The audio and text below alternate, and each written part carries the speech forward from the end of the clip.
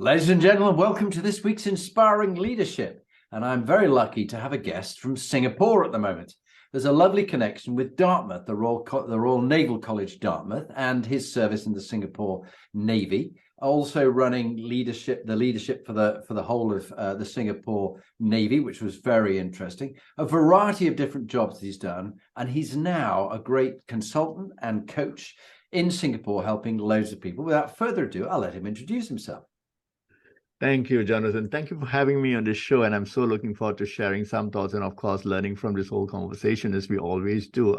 By introduction, my name is Karuna Ramanathan. I live in Singapore. I've lived in Singapore all my life. And my first connection to leadership, as you mentioned, actually began quite accidentally at the age of 19 when I got picked. And I'm just still till today, I'm just wondering how that happened. Got picked to attend the 1-year midshipman program in the Britannia Royal Naval College in Dartmouth. And it was just such a big eye-opener because, you're 19 years old, you think that you know quite a bit, you've done some sports in school, and you're out there thinking that you're on a scholarship and you're actually quite a great guy because you got picked, or two people got picked.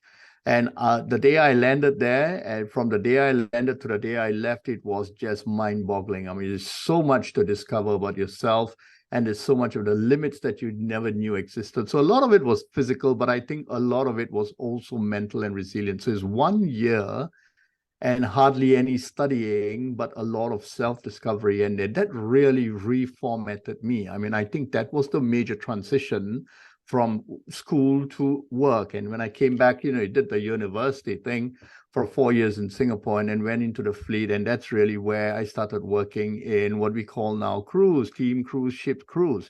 Ship crews are actually teams that are formatted around specific roles. And you guys know that already. But so I started discovering the way I work with people and the impact I started having on people. And out at sea, it's actually quite tense in terms of the environment. It can get quite jumpy because the sea has no respect for anyone except itself. And I've said that in something that I wrote up quite recently. And then the discovery continued. And I've just had the privilege of working with some amazing men and women in those formative years until to the point where I got selected again to get into the minehunter project. And in the minehunter project, I actually worked with crews in Sweden and in Australia. And I spent 2 years in Sydney on exchange service and learned a lot more. So here's the young me, ambitious, being tapered down and slowly discovering that I am not, and we are not as great as we sometimes make ourselves to be.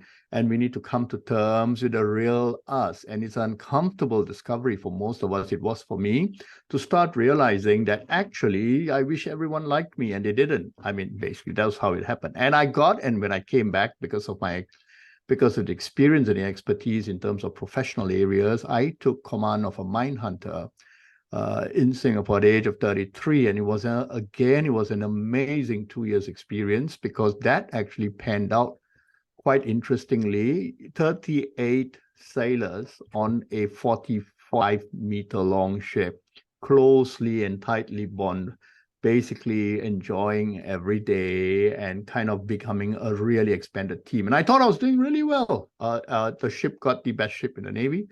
And then I went to staff course and basically did well there. And then I asked for the biggest ship in the Navy. And that's where it all went the other way. Now you have from 40 meters, you have 140 meters. You got 8 decks 8 levels on the ship, 2 helicopters and a crew of 120, 130 men and women.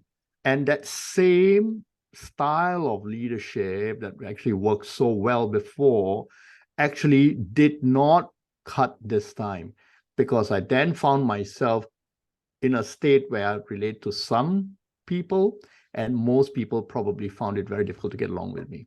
And then, I mean, that's something that actually needs a little bit more thought. So I kind of like, the style is largely understated. It's actually very important to adapt, to be situationally aware of what's going on. And most of us struggle with that, Jonathan. I mean, like from my experience, we actually struggle with it because you don't really have a sense of this until you get into some retrospection. And so the moment passes and we have already made an impact, all a bit negative. Now we're getting on then.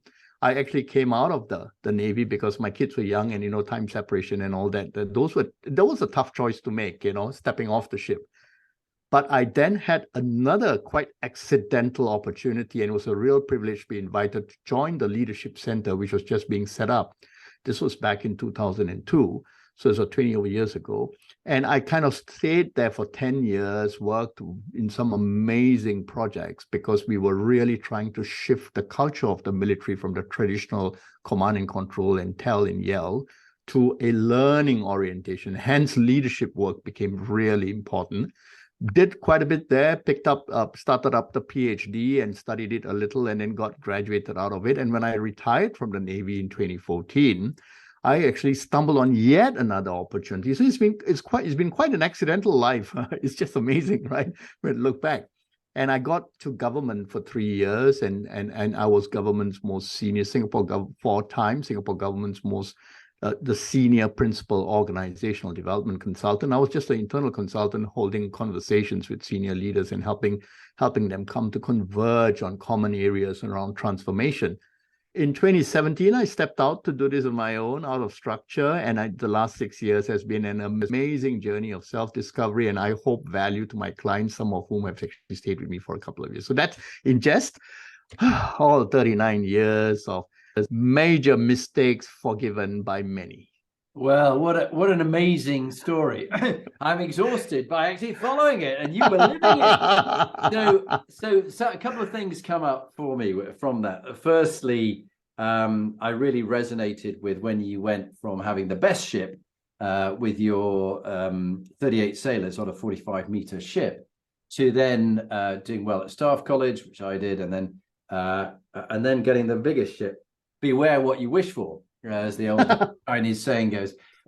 You had a moment, which I had, when I went to be an instructor at Royal Military Academy Sandhurst, thinking I was God's gift, and I'd, like you, had outstanding reports. And then I sort of crashed and burned a bit because I wasn't outstanding. I was just average. And there were peers of mine who were far better, who've now gone on to be generals and do very well. Not that I haven't had a great life too, but it was this lack of humility, this hubris, this overweening self-pride, where I came unstuck, and I didn't really know what I was doing. And I was up against people who really did know what they were doing. And I was just average. And that's when I reached out to find out people who knew about my father. And you can see those who are watching can see his cap on the back wall, his Navy cap, which you would have seen in your days at Dartmouth, and his Navy sword. And I learned a lot from that. And they said, you have a choice. You can be a victim. Your father was killed when you were 2.5, or you can be an inspiring leader, learn from him and your mother, who was a philanthropist.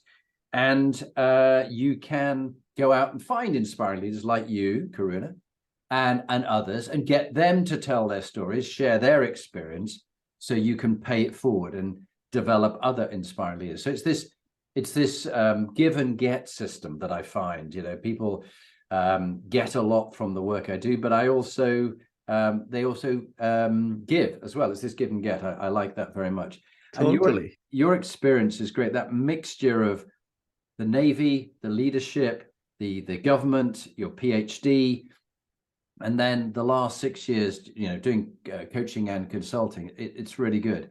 And you and I were talking before we went on air about inspiring leadership. And would you mentioned a couple of people that you have found inspiring that we may have as guests. We'll see what happens, but they could potentially be guests. But what were the qualities about them that made them inspiring? Do you want to just very briefly take a couple of minutes to mention the both of them? Most of us fall into the trap of thinking that if we are well liked, if we are relational, people relate well to us, we get work done. That's like being in a tight team, and most of us have those experiences.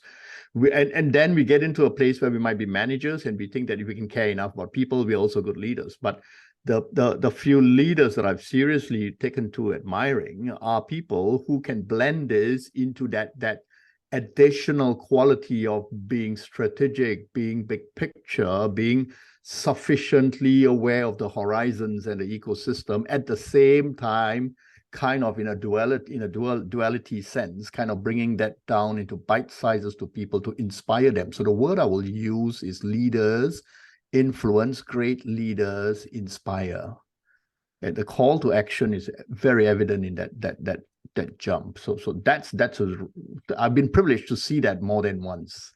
Yeah, no, that's really great. So you've had some great people to work with. You've also, I'm sure, like me, had some atrocious people that you've worked with, and actually you learn more from the Boris Johnsons and the Trumps and the Liz Trusses than you do from the inspiring leaders, because they are so appalling that you go, I'm really not going to do that.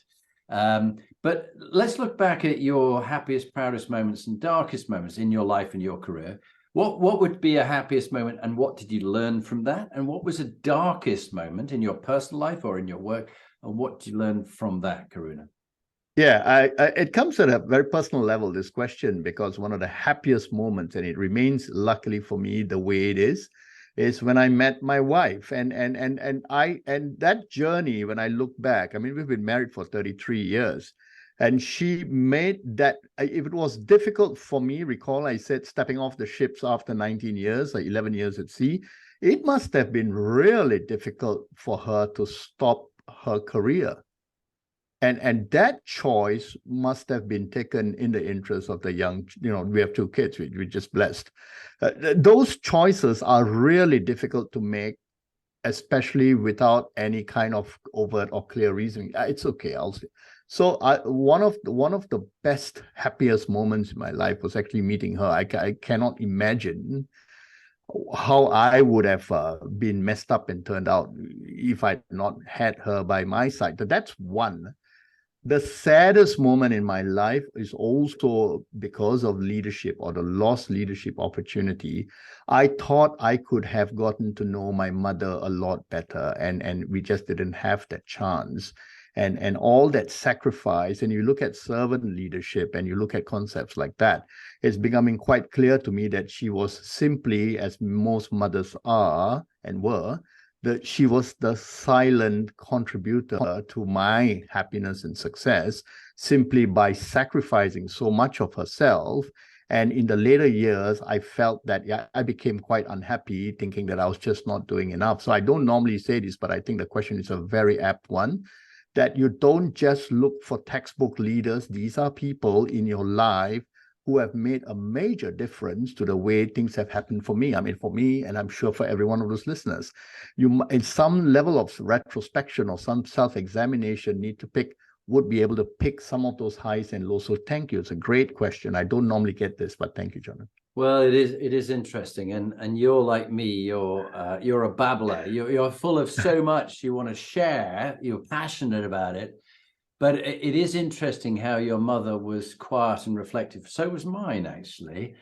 And it was through that sacrifice. In her case, my mother brought up 3 boys on her own without the naval father. He was killed in the air accident, saving the lives of 2 others. And so she hacked on her own, but she was quiet. But she set me up for success. And it sounds like your mother did the same for you. Am I right? Quietly in the background, doing everything she thought she could do and enough of, and sacrificing a lot in terms of the usual staples and all that. And it gets to a point where, I mean, we were never middle class, until we were not. It was simple as that. So there was a lot that went on in the later years. I mean, she's passed on for the last 12 years, but I do regularly think of it, and there are flashbacks as to what it might have taken as a parent myself for her to have given up on some of those things. And those things are choices that are quite difficult at times. So yes, I remain deeply grateful to 2 leaders, and they both had amazing effects and have had, and I mean, Jenny, my wife, is actually still doing that for me every day. I find her, I just don't have to pay for that coaching. You know what I mean? I get great unpaid for coaching from my wife, Lee. and I think anybody who's wise enough to listen to their partner, it's often the case that there's been a few occasions where I've gone, darling, I've got this great idea. I'm going to do this. And she goes, oh, yeah. Do you remember I talked to you about that 3 years ago? And I went, oh, yeah. But there's just this coach told me, or this other person told me. And she went, yeah, okay, good. That's all right. Well done. Good. I'm glad you got there at the end. She's more modest than that. Looking back on advice, if Karuna, now age 59, had gone back and met Karuna, aged 19, 40 years ago. What bit of advice would you now give the younger Karuna as he was there at Dartmouth doing his 1-year course as a midshipman? What would you say? This matters. Work on that. Don't worry about that. What advice would you give to a young person today that was advice you would have given to yourself then? Wow. I would say wake up. And wake up simply means wake yourself up. It's this time is not going to come back. It goes away way too fast, and you don't want to be speaking about this or talking or reflecting about this in this way 30 years from now. Get in and get into it. I mean, wake up. I would just say wake up. And I still say that to a lot of people I'm privileged to enough to meet and coach. I say you need to ask yourself whether you're going to awaken that person in you. And you might not like what you see, but you're going to have to deal with you. So it was in a workshop 2 days ago that this came out quite nicely. I said, the existential question for most people is, who am I? But I would like to take it a little, I would like to lower the bar. Whom do I choose to be? And that opens up a whole range of possibilities with choices, commitments, the risk, the effort, the pathways we want to take, the reflections we need to have, the help we need to seek, the mentors we need to grow. That's it. Yeah, a lovely rephrasing. Not who am I, but who do I want? Who do I choose to be? Choice. And we're always at choice. We're always at choice. And I think, looking back on my time in the military, and my ability to cope in boarding school when I was away from my mother and my brothers, they were in the boarding school too, but they were in different years and in different classes.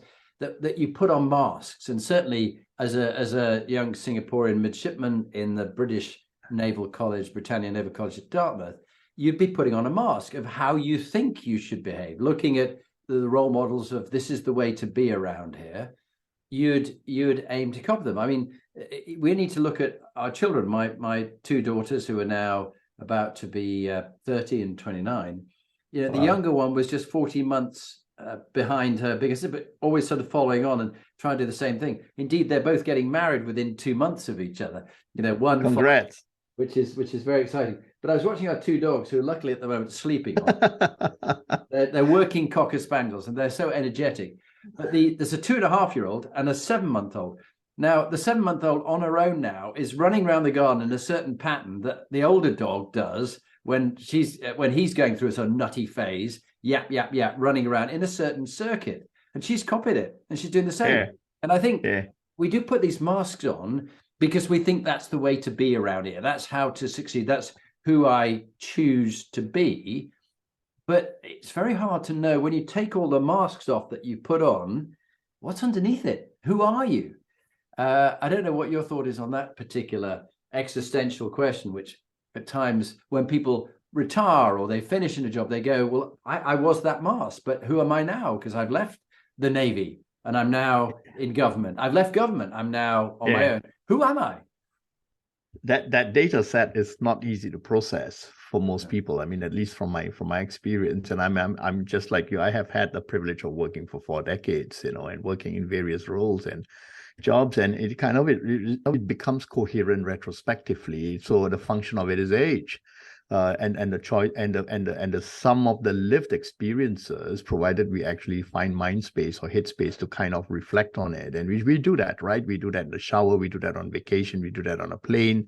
It starts flashing back. I do that on runs, you know. So, but you try telling that to a 25-year-old or 30-year-old, and who am I becomes a little bit difficult to embrace, because, all right, what are you saying?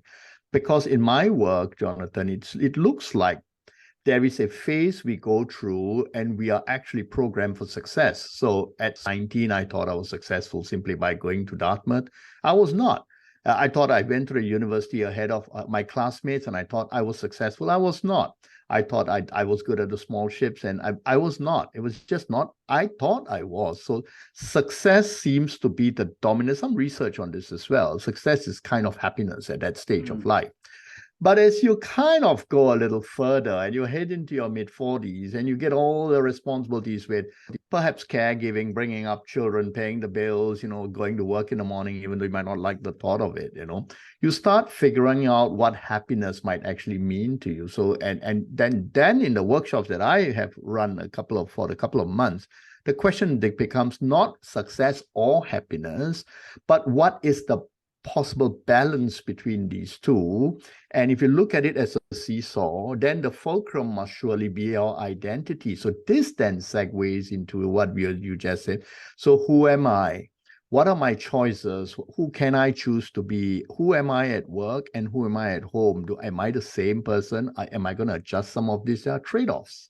That is so interesting. And that's where in our own leadership work, creating the Inspiring Leadership Compass, of all the 8 components, and there's so many leadership models, but we find these 8 components are very interesting, and that to have them all is very helpful, because then you have an integrated inspiring leader in their work, in their life. They are the same. The most dysfunctional people that I've found over the years, and they disintegrate, is when they have elements of their inspiring leadership identity which they haven't covered. They haven't looked after their health because they've been so resilient, or they haven't got their integrity is a big problem. Time and again, people do things to make a lot of money, but they realize that they're ripping off a load of people who are very poor, selling them stuff they can never afford to pay for, but they're making themselves into millionaires in the process. And then they occasionally have a pang of conscience, and they look back and they go, actually, that was pretty awful. So the integrated inspiring leader got it all together, work and home. They're the same person. If I meet you, Karuna, at home, and I meet you in the consulting and the facilitation you're doing, I would hope you're the same. But it's when I meet the people who go, oh no, at work I'm one persona, and at home I'm completely different. The Importance of Being Earnest was a play in Victorian England, and he was one person in the country and he was another person in town. He was Ernest in one, and he was, I don't know, another name, I've forgotten the other name, in the country. And this is where it goes wrong, when you think you have to be these multiple personalities. And if you looked back over your life, and if there was one thing you could change, what would you change? Or what has been a crucible moment that's really influenced your life? What would you share? I think it was extremely humbling to have been trusted to command a warship. It seemed like it was quite okay at that point in time, but when I look back at what could have gone awfully wrong with 120 people on board a ship in the middle of the ocean in a storm, I can't deal with that sometimes. It's very humbling. The 120 people would have trusted the captain with their lives. And so it's really it's one of those crucible moments. It's like, do not play down the trust that people have in leaders. You actually have to live up to it. If not, you'll be an imposter. So I get into imposter syndrome. In our organizations, we're quite familiar with imposter syndrome. Basically, you have this fear of being found out, and it kind of affects the way you work. But I'm more worried about the imposter. Our organizations have a kind of a regular pattern of some people who are actually not supposed to be where they are because they're not quite ready for it, and they got there and they're just not going to accept the fact that they're not good enough for it. And that really goes all the way south when people start to find that the trust they have in the leaders is not kind of panning out. So this goes back to what you just said, the ethical boundaries, the moral ethical dilemmas that people find themselves in, the microaggressions, a whole lot of stuff going on in organizations. The question then becomes, are you the same at home, or are you inflated in this role? I mean, if you are the same at home, then why are you a leader? But if you're actually role-playing this for your success, to get to that million, to be self-serving, then I think it throws the questions completely off in terms of what gives you the right to be in this position where you're going to actually affect people's lives. And I take that quite seriously. Yeah, so astute of you to say that. And I think that brings us nicely onto the first of the 8 components of what makes an inspiring leader, which is moral quotient, MQ, as we talk about it, this idea of true north, and having your values, your principles, your integrity, living with a sense of integrity. You're integrated, it's all together. But there have been times in my own career where I've lost my true north. I've gone off, or it's been very gradual.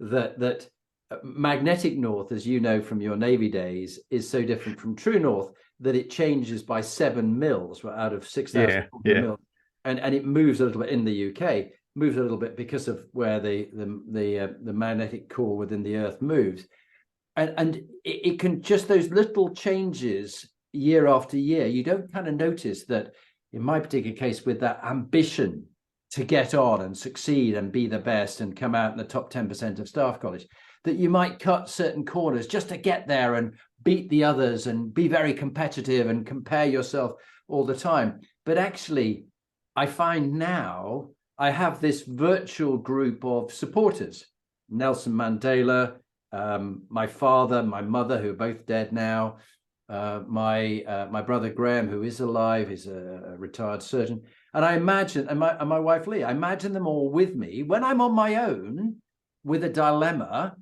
and I go, well, what would my support team say? Would they be proud of what I'm doing now? And the thoughts, they can read my thoughts. Would they be happy with the thinking I'm having? Or would they be appalled? Would I be embarrassed? And so many people do things and think no one will know. But you know, can you look yourself in the mirror? And I think that it's such a key thing. But if you were to talk about a moment when you let your values, your integrity slip a bit, what did you do to bring them back on? And what did you learn from letting it slip? Because everybody can say, oh, I've got very high integrity, I'm perfect in every sense. But in that moment when you were running that battleship, or you doing something to get on in your career, did you let it slip and you brought it back on? And how did you do it? There were some terrifying moments at sea. I mean, obviously, right? I mean, I spent 5.5 years in command of 2 warships, and I spent 11 years at sea. Take the concept of, and for me, it's been near misses. Near misses is, I mean, the Navy, the Air Force, they know this quite well enough that you actually come close to collision, and then you begin to evaluate what went wrong, and you, more often than not, Jonathan, it probably had to do with something that didn't go right in the first place, and that might have been because of a poor judgment call, or it would have been some carelessness, and then so this goes to your question: do you report it because you should?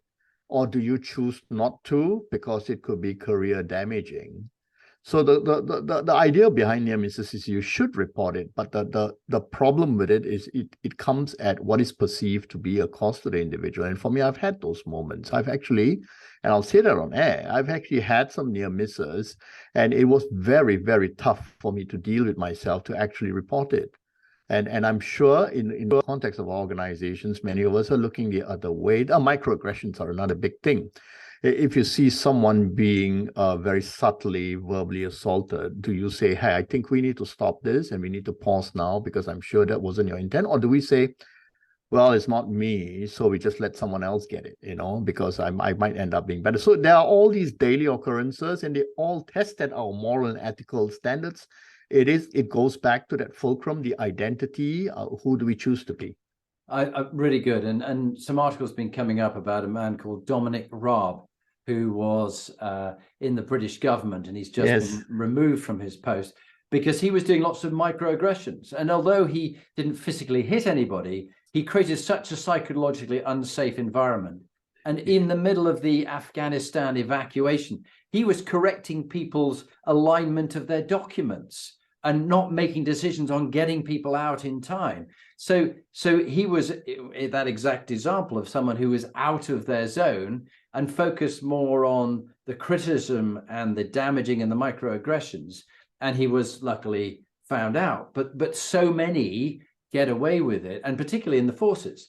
It was seen as being a strong leader and the big iconic leader. Well, actually, everybody goes on about Thomas Edison. I was listening to something this morning about Thomas Edison, and Jay Shetty does a very interesting little morning ritual that I listen to on the Daily Calm when I'm doing my mindfulness in the hot tub before I climb into the cold plunge for 2 minutes to really freeze my nuts off. And he was talking about Thomas Edison. And everybody goes, Edison went, oh, well, you've had 99 failures in making the light bulb. What's your learning? Oh, well, I'm that much closer to discovering how to make it work. And everybody sees him as the great man, that he invented all these amazing different things. No, he personally didn't. He led a team of inventors. He had a whole factories of people working on certain projects, but he took all the credit. So everybody remembers him. They don't remember many of the inventors who actually invented the things that his name was stuck on it. Edison, Edison, Edison, Edison. So it was the opposite of what you talk about, the humility and the humanity. And my friend, Professor Roger Steer, I give him the credit for this. He talks about the three hums: humanity, humility, and humor, and how important those are. Humanity, humility, and humor. So please use that with my blessing whenever you want to. I will. The three hums. Let's go on to purpose, PQ. When people are trying to find meaning and purpose, you've got a clear sense of meaning and purpose. When people are trying to find meaning and purpose, how do you help them find meaning and purpose? I'm going to have to borrow this. I actually borrowed this concept from the virtual mentor, Marshall Goldsmith. I'm a Marshall coach. Yeah. So his book, The Earned Life, which just come out, is also quite a decent read, because it kind of knocks you into thinking about where would you place yourself on a scale between regret and fulfillment. And what that simply means is, if you have lived your life up to now, and if you are somewhere slanting towards regret, then surely you might want to consider some work that you might do to actually get a little closer to fulfillment. And if that's the case, then I would say that there's purpose there. I mean, it's as simple as my purpose is to do this in order to get there. But if you actually have, and you report yourself, look, I'm 90% on this line and I'm close to my fulfillment, then you could reflect back on what has been that driving force. And for most of us, that would probably be quite close to a kind of a buried purpose that we will kind of dig out and unveil. And so my purpose has been, so let me attempt that question for me. My purpose in life is to just help other people. At this stage of my life, it wasn't something that resonated or was conscious to me when I was 10, 15 years ago, but it's kind of very clear to me now. And how do I rationalize it? In the remaining time I have left, let me do my best to help as many people as I can. Yeah, lovely. I love that, Marshall, because Marshall trained me up as well, and I'm one of his coaches. And this idea of the spectrum between regret and fulfillment is a lovely way of doing it. I do like that one, and helping others. I share that one. Lovely. Next one, you've had a lifetime of training and keeping fit and that kind of stuff. And now, as you and I, me just over the border into the 60s, and you just approaching your 60th birthday, what's your top tip on keeping yourself, that might be useful for others, it works for you, keeping yourself physically fit, what you do, and what about looking after your mental fitness? So I have problems in both areas, admittedly. The one is I have actually been habituated into staying fit, as we do. So that started in Dartmouth. It kept up with me through the fleet, and I've always enjoyed activities, sports, running, we canoe, we dragon boat, we do all those stuff, right? So it's cost me, because just around the pandemic, I actually exercised excessively, and there was not much else to do except that. And so a lot of days were spent doing that. And so, you come to 60 years old, and then your knees start to give you problems and all that. So I've kind of pulled back on that, Jonathan. And I'm trying to rediscipline myself to move away from the mental model that walks are not good and running is better. So I'm dealing with that right now. So truth be told, I'm actually, and I just said this yesterday to my wife, I actually can walk at the pace of a slow jog. That is like 7 kilometers an hour. I mean, it's like a fast, brisk walk. So people might find that strange in the morning when they see me. Then I deal with the regularity of it, because being a consultant, I need to make clear choices about my exercise schedule, put it simply. Yeah, and staying with that one for a while, I'm fascinated about this whole area of health, wellness, and as a dyslexic, I listened to lots of books, probably about 285 books in the last Wow. 2.5 years, and many on having lost my brother to cancer 2 years ago, many on sort of health, wellness, avoiding cancer, intermittent fasting, and lack of inflammation. Now, what is very interesting, we had General James Bashall on, and he is the commandant of the Physical Training Corps, was one of his roles. And his the top instructor at the Physical Training Corps said, so now you're coming into your 60s, stop the long distance running, because he was a para. We did P Camp together. We got our parachute wings and our maroon beret together. And he's remained very fit, but he was doing lots of running. And of course, like you and me, the knees were getting a bit of a hammering. So he said 5 kilometers maximum, probably once a week, going to HIIT, do cycling, other things. And I'm now about to cycle 500 kilometers in 5 days to raise money. Wow. For Help for Heroes, which is the British version of helping veterans who've lost limbs, blown up, whatever it is. Wow. And we're going through the battlefields of northern France.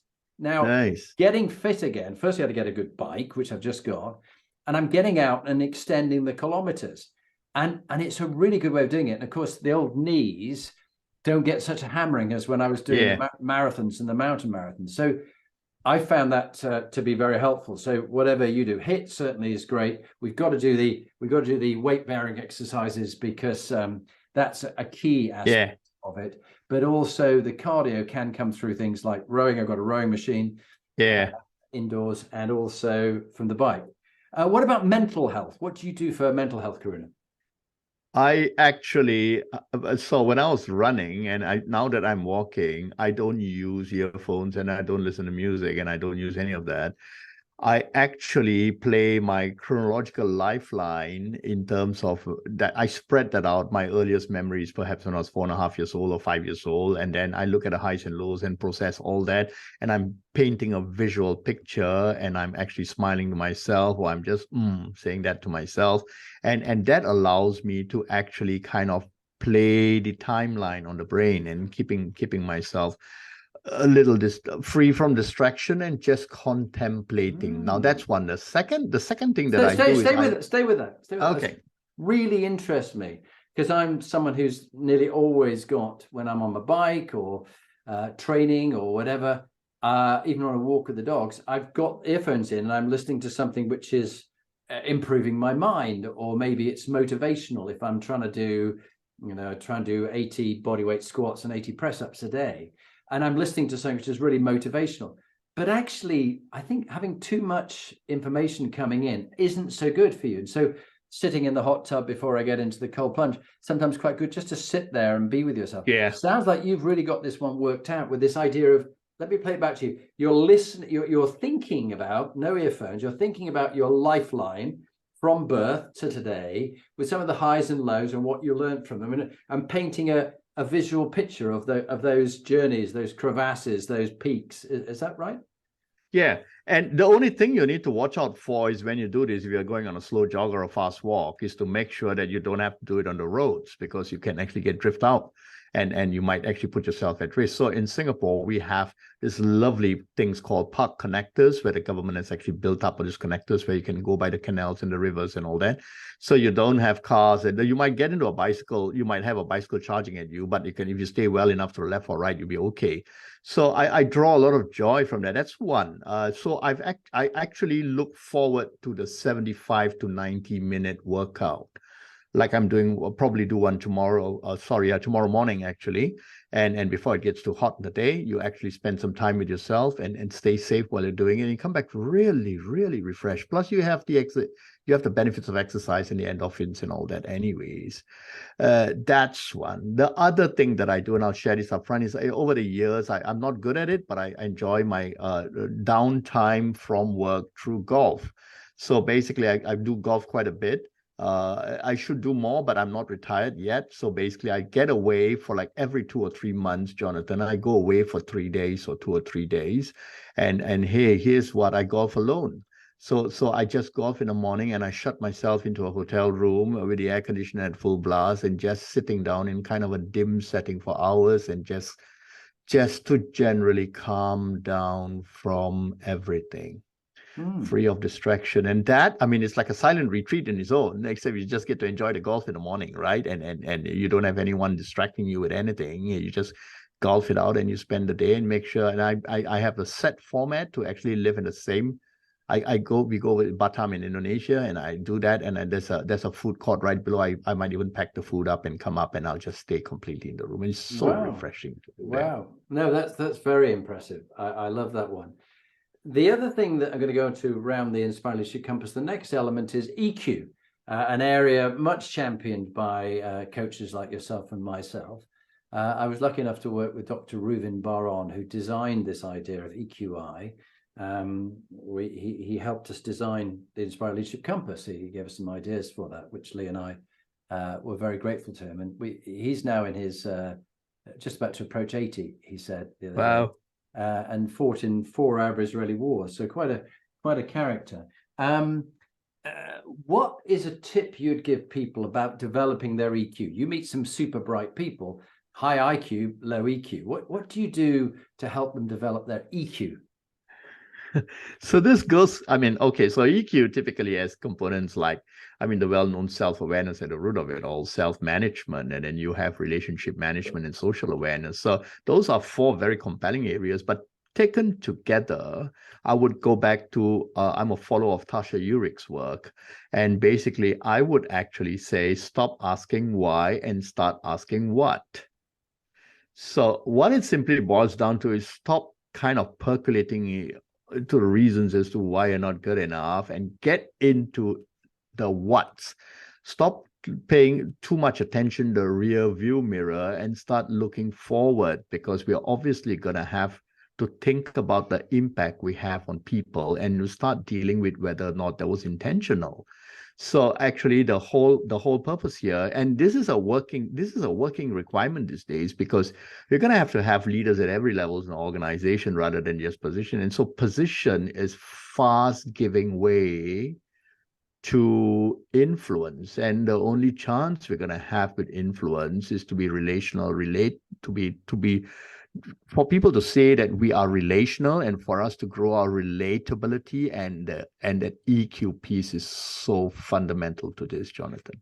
That's really good. A fresh for me one. So I'm spelling Tasha Eurich, T-A-S-H-A? And Eurich, E-U-R-I-C-H.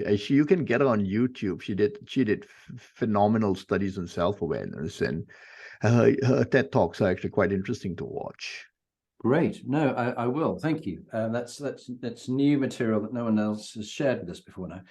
Next one, lovely. Next one is CQ, collaborative, cognitive, and cultural intelligence, bringing IQ, but with the team and everything else, and an inclusion of other people and diversity and equality. What would be a tip for you helping people to be more culturally aware of others, and linking on, it's a sort of development of EQ, really, your impact on other people who are different from you, who you often will judge, and people might be discriminatory against others, or critical or judgmental of them. How do you help people to be much more understanding and accepting of difference? The balance or the relationship between one's style in terms of the flex available versus or in relation to how one chooses to read the situation. So in the academic world, this is probably called sense making to some extent. So the more complexity we face and the more uncertainty and the difficulties we face, we need to start sense making. And that includes, Jonathan, cultural intelligence, appreciating that people do not come from the same backgrounds, or they have different sets of skills. They might be privy to different data sets. They might actually have or predisposed to, basically different information sources. They might actually have accumulated different knowledge bases in their lives. Just being curious about people. And a lot of that is also another part that's terribly understated in organizations is the extent of how wisdom actually slips past us. I mean, do we actually pay attention to people who have lived this out? We choose not to because it becomes a bit of a buggeration to actually go and ask them what really happened and what didn't happen well. But that's the real antidote to growing complexities and uncertainties is risk mitigation. So I would say that the whole thing around sense making is actually going to be quite important, but in relation to how one needs to potentially adapt oneself to be able to be more responsive and relational. Very good. There's real richness in everything you're saying there. The wisdom of others that slips past us, this idea of risk mitigation, understanding the risks and taking mitigating action. You've got to live with them. Otherwise, if you're a captain and didn't like risk, you'd never leave port in your ship. That'd be great. You're low risk there, but not actually doing your job and adapting. And this idea of sense making and being curious. I think curiosity is really helpful. Everybody you meet has something to teach you, if only you would listen to them. And that was absolutely I was saying of my mother that she often replayed to me. Thank you for that. Lovely. Resilience, RQ, this ability to cope with adversity and setbacks. What's your top tip for people? It's one often people overplay and it affects their health because they're so resilient that they don't look after their sleep and their food and their family and relationships. So it's a fine line of getting this right, but to get it appropriate and the right level of resilience, what's your tip to people? I tell myself, I shared at the start of this conversation that I had the privilege of being in exchange service with the Australian Navy in my early 30s, and I spent 2 years with the clearance diving mine warfare folks, and they had this working motto which still rings in me as a kind of a mantra in relation to resilience. It's simply the good old overcome, improvise, and adapt. Be always ready to overcome things because it's not going to change, to improvise because you can change some parts of it, and adapt when you cannot or will not, and you just get in there and I say wake yourself up. Only you and only we and only I can be responsible for how I take advantage of a situation so that I don't become for the worse off. And that's just a simple self-talk routine that I put myself through every so often to get to that inherent negativity we all tend to have. Yeah, I love it. And in many ways, there's sort of Eastern wisdom and advice, whether it be Confucius and others that have gone before, but also the Stoics from 2,500 years ago, controlling the controllables. And, what do I have control over in this situation, which is I'm in real adversity here. I can control my thoughts and I can control my actions. That's really all I can. I can influence others. And I do think it's a very good point you make that we don't have so much control, yell and tell, as you said nicely with the command and control, as we did before. Now it's influence people through good relationships and through trust and the fact that there is that give and get, and it's not all you take, that they trust you so that not only do you win that battle, but you win the war because you've got a long-term relationship. Many people totally just think it's a short-term, what can I get? The typical sort of Goldman Sachs banker who's going to get their Ferrari, but they'll be selling you triple D rated stock and calling it AAA and pretending it's good for you, but it's a pile of horsemen. Totally. Okay, let's not go that one too deeply. I'm sure there's some really nice people at Goldman Sachs. It's just I've come across one or two who are very avaricious in that. Now, the next one is brand. What's your brand and what have you learned from your own 360 feedback? Because you're always doing 360 with everybody else, getting feedback on them. But when you've worked with yourself and when you've seen the benefit of 360 with others, what's your sort of top tip of why people should do 360? I think feedback is key to growth. I've not said that, so many people have said that. Why? Because it simply holds the mirror up to us. We're not going to want to look it out for ourselves. And we, after a while, generally, we have this inflated view of our worth, ourselves, our abilities, and a whole lot of stuff, right? And we need to work quite consciously in surrounding ourselves, like as you call them, Jonathan, virtual mentors. We need to get into the space where we are not afraid to seek feedback and give feedback. Now that actually would then boil down to the fact that it goes as simply as this in a technique that I use and I share with leaders I work with. What do you appreciate me for? And what do you wish I would do more or become better at? I mean, do more of or become better at? And the positive psychology part of it is, let's start with the bouquet. I appreciate you, Karuna, for what you do, and but I just wish you'd be less blunt. Mm. And then if you have two or more people telling you that, I mean, that's analytics. That is data for us, Yeah, and I was doing an offsite in Portugal recently with a CEO and his top 12. And I just got them the usual exercise you've probably done, swivel chair in the middle.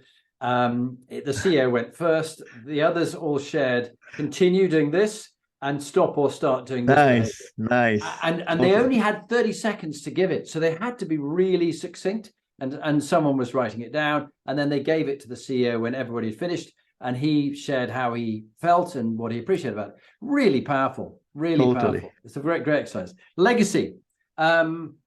You've left a huge legacy in your life already.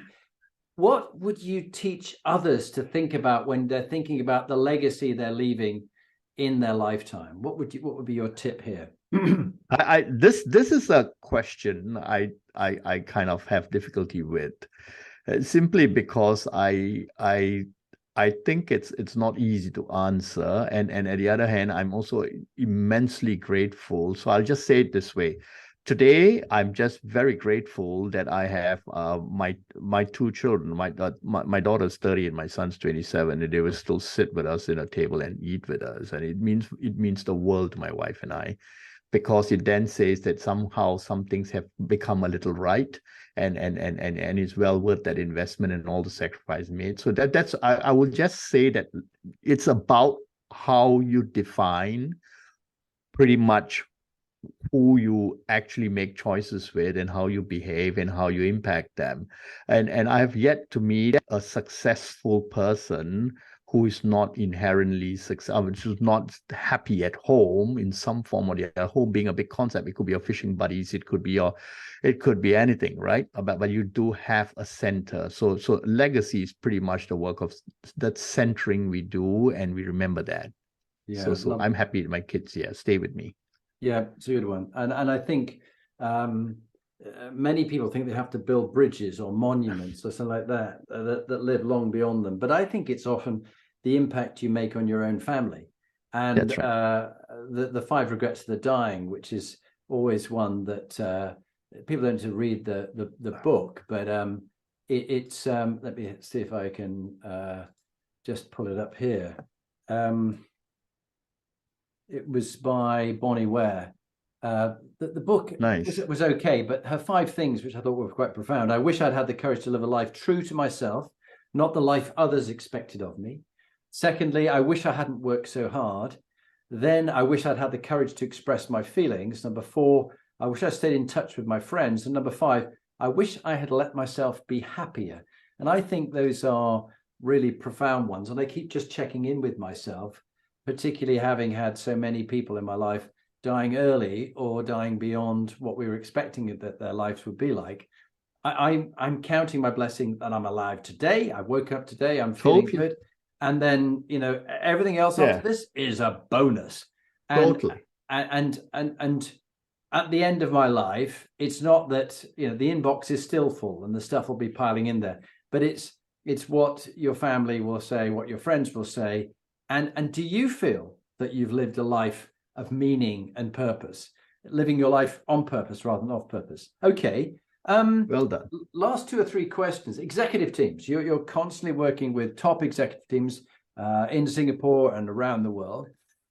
When you've had, even in the Navy, because you were always working on crews and teams, when you had a crew or now a team which has gone a bit toxic, maybe one of the individuals is toxic, what's your top tip to people when they find themselves in this situation? What should they do If there's one thing that they can do, what would be your top tip?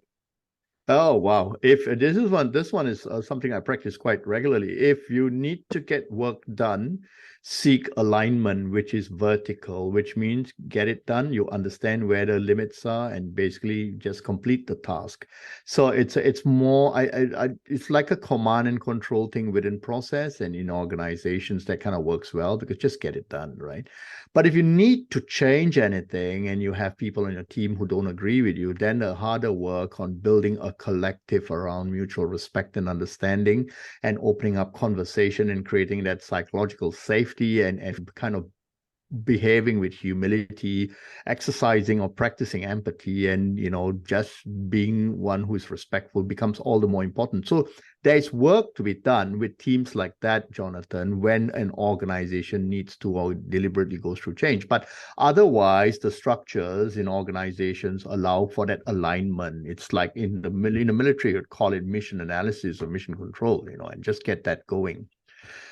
So people who don't agree with each other need not actually become happier and work with each other simply for that reason, but depending on the task at hand. I would say BAU, work or business as usual, you can go alignment, vertical, or you need to think about going horizontal to build that collaboration that you need to kind of have in the team. I hope that was useful. It was. And if one of the team that you've got is what I'd call a white collar psychopath, that they're playing up to you and sucking up to you as the team leader, but really they're playing each other, all the others off and looking about their own team, not the first team that they're part of, your team, but they're looking after number one, themselves and their team, who love them, but they might be toxic in the team and undermining things. What do you do about that person?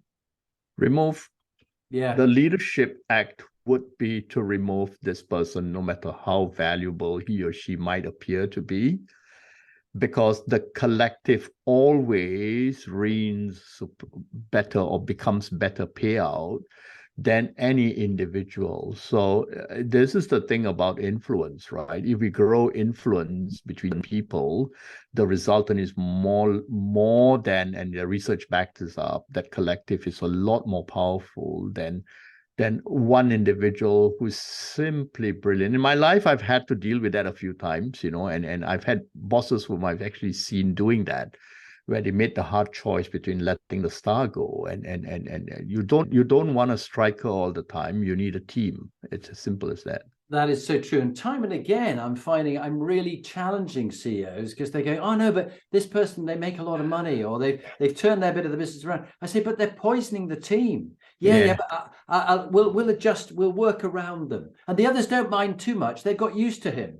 No, get him out, because you'll be even more successful. And I've seen this again. Yes. They've got rid of them and they've gone, oh, it's amazing. The person who replaced them, that team seems to be liberated. Yeah, of course it is. And they're making more money than they were before. And it's not just about the money, it's about the trust and totally. The respect. Anyway, so just allow me to add. I mean, McKinsey is not everyone's favorite, but I'll just cite a McKinsey study that took place about 5 years ago that said that if you take between a work group of individual functional responsibilities and you actually compare that to a high-performing team, the difference can be up to 420% in terms of the effectiveness. So I think a target. While our resources are scarce, we should actually think about building stronger collectives in the middle levels of the organization to get people building into a team of teams, as Stanley McChrystal pointed out in his book. I mean, I think that kind of thing is so powerful in terms of empowerment. And you can't have that striker who simply wants to score goals. No, I so agree. After this, if you'd send me the McKinsey article, I need to send it on to a CEO of mine who he totally. Said this is the first time on this offsite that I felt the sense of my first team. I've been used to being the spider at the center of the web, controlling a number of individuals in a group, and I didn't think they needed to be a team. Oh yeah, they do. I love it. I love that one. Right. Favorite book on leadership and why should people listen to it? You can hold it up for those who are viewing the YouTube, but for those listening, tell them what the book is. I'm like I'm like sold on this piece of work. I mean, it's coming out of Harvard from Heifetz and Linsky. And why chapter 1 catches me. It's called Leadership on the Line. I think it's 2017 or 2018 book, if I recall. And it simply pins us into the predicament facing us with leaders and the predicament facing leaders in how they have to articulate and start that vision. And chapter 1 addresses that quite nicely by saying, wait a minute, is this the vision or is it your ambition? And a lot of the work that I do in organizations suggests to me that a leader comes in, a CEO comes in and suddenly has a 2.0 and everyone says, oh no, here we go again. And then it becomes quite difficult to deal with it. So a little bit of that work in chapter 1 took me. There's another chapter in there called Manage Your Hungers. And in this space, I often deal with leaders in positions who have higher than normal psychological needs. For example, control is a very evident one, and they really need to control everything, right? Because they got to where they were because they were very successful super managers. And then it says you need to manage this, because if you're not, you're going to have an unintended impact on people feeling smaller than they would like to be themselves and not feeling trusted at work. So I love the book. I mean, I actually give it as essential read to senior leaders. I do love it. When I did the Harvard course, the leadership course, it was essential reading for us there.